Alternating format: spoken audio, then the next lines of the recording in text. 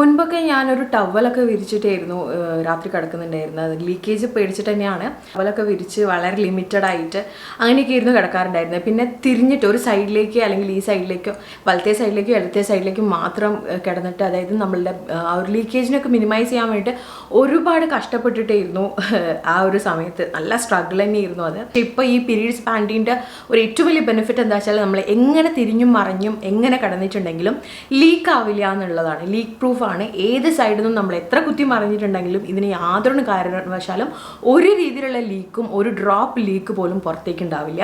അപ്പോൾ അതാണ് ഇതിൻ്റെ ഏറ്റവും വലിയ ബെനിഫിറ്റ്. നമുക്ക് പീസ്ഫുൾ ആയിട്ട് രാത്രി കിടന്നുറങ്ങാം എന്നുള്ളത് തന്നെയാണ് ഇതിൻ്റെ ഏറ്റവും വലിയ അഡ്വാൻറ്റേജ്.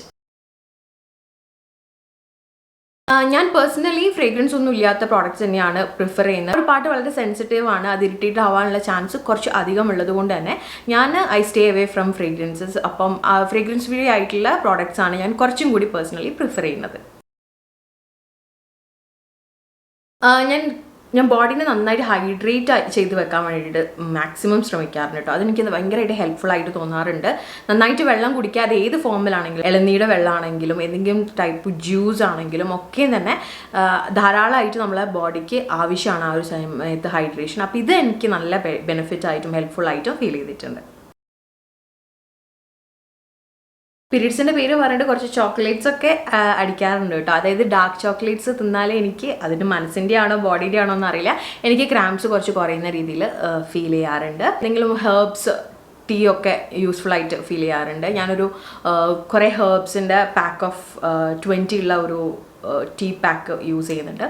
അപ്പം അതൊക്കെ തന്നെ ഈ ഒരു ക്രാംസ് ഒന്ന് റെഡ്യൂസ് ചെയ്യാൻ വേണ്ടിയിട്ട് സഹായിക്കാറുണ്ട്. പിന്നെ നമ്മൾ മൂഡൊന്ന് ബാലൻസ് ചെയ്ത് വെക്കുക, നമുക്ക് ഇഷ്ടമുള്ള കാര്യങ്ങളിൽ കുറച്ചൊന്ന് എൻഗേജ്ഡ് ആയിട്ട് ആ സമയത്ത് ഇരിക്കാൻ വേണ്ടി ശ്രമിക്കുക. അപ്പം ഇങ്ങനെയൊക്കെയാണ് ഞാൻ എൻ്റെ ക്രാംസിനെ ഒന്ന് ബാലൻസ് ചെയ്ത് കൊണ്ടുവന്നത്.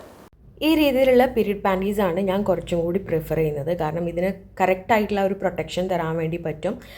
കറക്റ്റായിട്ട് അത് ലോക്കായിട്ട് നിൽക്കുകയും ചെയ്യും. ഒരു രീതിയിലുള്ള ലീക്കും നമ്മൾ പേടിക്കേണ്ടതായിട്ടില്ല.